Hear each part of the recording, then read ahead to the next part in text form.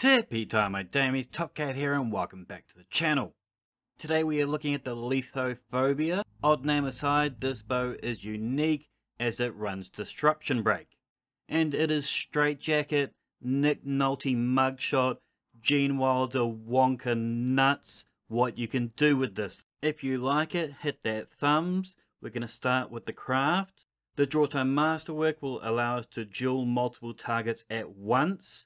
I'm using the polymer string. This will give us a 5, 6, 7 draw time without binning our accuracy completely.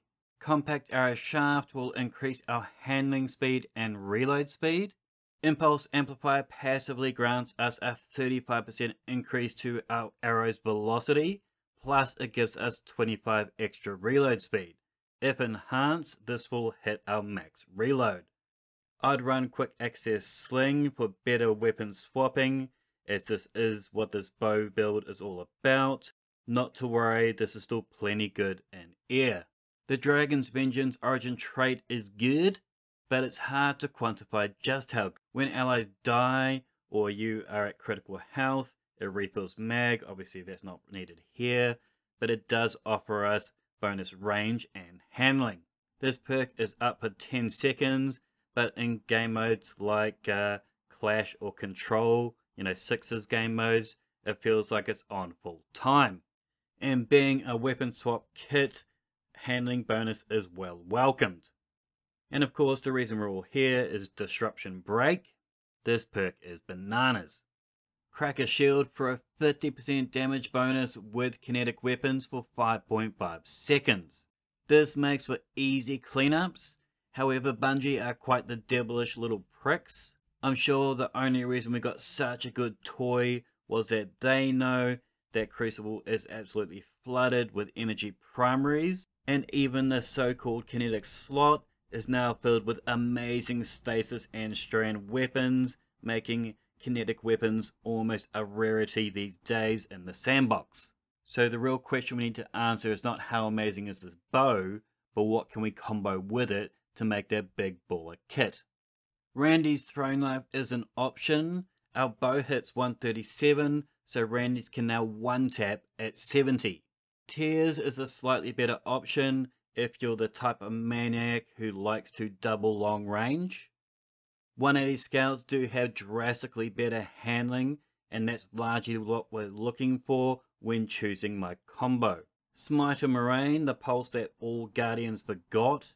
This worked really well actually. It can 2-bullet crit or 3-bullet body. Both high impacts and rapid fire have garbo handling generally, so I didn't test them out. I doubt I'd run this in, like competitive or anything, but it was interesting to know what it could do.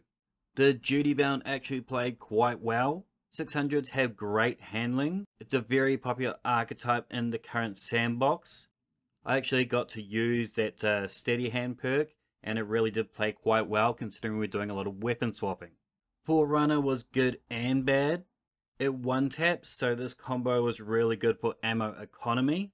However, the animation of the draw slows down. It does a little weird kick to the right, so this animation can get you killed. A better sidearm was the Buzzard. This is probably your third best option to pair with the Phobia. It's got both great handling and great range. Rangefinder on sidearms is still pretty good, and if at depth we can push that range out further with that range mod. Once disrupted, this sidearm can get that one-tap crit with 76. Allied Demand is actually my favourite sidearm. It's farmable this week in Iron Banner. It does however fall short in that range department compared to that of the Buzzard. It's also a 300 RPM, so it can do that one-tap crit cleanup very easily, but only to 17 meters, whereas the Buzzard can go to about 20-ish. We got heaps of good kinetic SMGs. We got the multi-marks, submissions, the pizzas. I've been using the Cold Front here. At 32, we can get a 2 crit kill. SMGs are a good option to pair with a bow because they give us good ranges so that we can duel both close and far. The last word has always been a classic when it comes to bow swapping. It's both deadly and stylish. That said, without Lucky Pants, that twirl can get you killed. we one-tap crit at 91. Even when we're out of range, we can still get that one-tap crit at 78. Ostringer was okay, good perks with iron opening, but this hand cannon is mainly about that stability game and dueling. Its handling game leaves a lot to be desired. The spare rations, however, has mad handling for a 140. Hand cannons in general are that classic combo for bow swapping. It's all about that one-tap game, but with Disruption Break, what this does is gives us that one-tap body. Unfortunately, the spare ration's downfall is that it has a bad range game. Enter that Fatebringer. This gives us both good range and good handling. Killing Wind and Opening Shot are good, but for bow swapping we can do a little bit better. Up steps the Rose. It's lightweight, which makes you all nimbly bimbly like. And the thing I like about this is it can roll both Quick Draw and Opening Shot. Now I hesitate to give this second place because 9 out of 10 times this is the best.